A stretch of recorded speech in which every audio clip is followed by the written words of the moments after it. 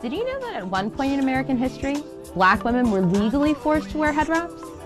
In some new colonies, codes called sumptuary laws enforced social hierarchy by dictating how free and enslaved black women could dress. That included requiring them to cover their hair with a bandana or a head wrap. Between this law and the physical need to shield hair from both sun and light, covering the hair became a mark of shame and a sign of their subordinate status.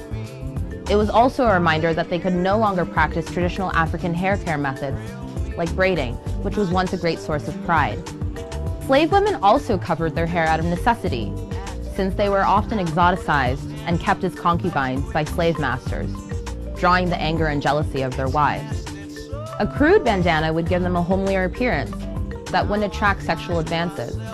This was later reflected in popular culture with stereotypical characters like Aunt Jemima and depictions of jolly domestic servants.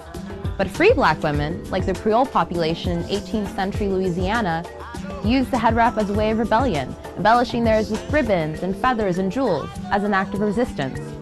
After slavery was abolished in the U.S. in 1865, black women in the South continued to use head wraps creatively, but pressure to assimilate into white society forced younger generations to abandon the look. And for some, the head wrap still evokes shame and embarrassment. The civil rights and black power movements of the 1960s helped change that, as the item reemerged as a symbol of black pride, alongside the Afro and other Afrocentric styles embraced by icons of the time like Nina Simone and Maya Angelou. By the 80s and 90s, variations of the head wrap were part of a wider trend of black artists paying homage to African-inspired fashion. In the early 2000s, Erykah Badu and India Arie and Lauryn Hill all made it a part of their signature looks. And now, everybody wears them.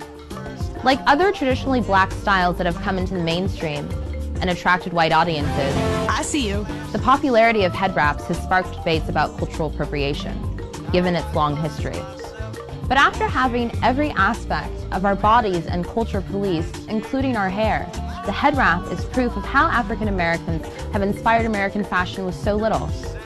And for so many who wear it, the head wrap represents so much more than a pretty ball of fabric on top of our heads.